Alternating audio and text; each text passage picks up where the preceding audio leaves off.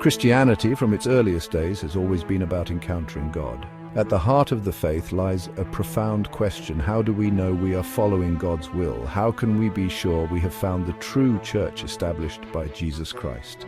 The answer, for millions around the world, lies in the concept of divine authority.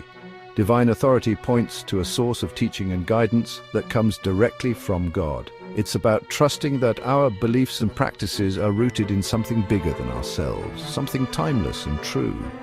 Both the Catholic Church and the Church of Jesus Christ of Latter-day Saints emphasize the importance of divine authority. They both claim to hold the keys to correctly understanding and following Jesus Christ. This essay explores how these two churches ground their claims of possessing true divine authority. We'll examine the historical foundations of these claims and the scriptural basis upon which they rest. By understanding the Catholic and LDS perspectives, we can better appreciate the significance of divine authority in the Christian faith. The Catholic Church traces its lineage back to Jesus Christ himself. Catholics believe that Jesus personally established his church and entrusted its leadership to the Apostle Peter. This belief finds its root in Matthew 16:18, where Jesus says to Peter, "And so I say to you, you are Peter, and upon this rock I will build my church, and the gates of the netherworld shall not prevail against it." Catholics understand this passage as Jesus giving Peter a unique authority. Peter becomes the rock upon which Christ builds his church. This authority, Catholics believe, was passed down through an unbroken line of successors, known as the Pope. The Pope, as the Bishop of Rome and successor of Peter, serves as the visible head of the Church and the ultimate guardian of its teachings. This concept is called apostolic succession. It's a continuous line of ordained bishops, each ordained by a bishop who was ordained by a bishop, going all the way back to the original apostles. For Catholics, this unbroken chain ensures the continuity of church teaching and authority, preserving the teachings of Christ through the ages. The Church of Jesus Christ of Latter-day Saints, often referred to as the Mormon Church, offers a different perspective on divine authority. They believe that over time, the true church established by Christ fell into apostasy.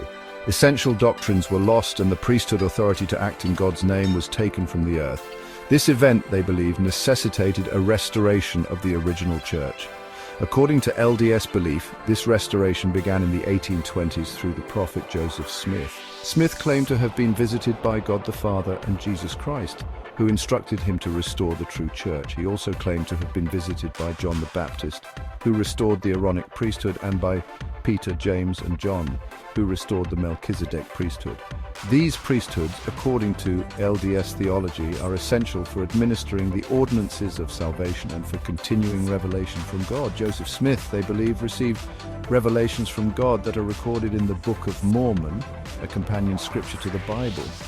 The LDS Church, therefore, claims to be the restored Church of Jesus Christ, holding the same authority that existed in ancient times. Section 4. Two paths, one destination. Both the Catholic and LDS churches hold firmly to the belief in divine authority. While their approaches differ, their destination is ultimately the same: to guide individuals toward a closer relationship with God.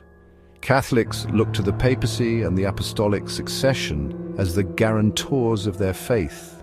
The LDS Church points to the restoration through Joseph Smith and the ongoing revelation through living prophets. These different claims, however, raise profound questions.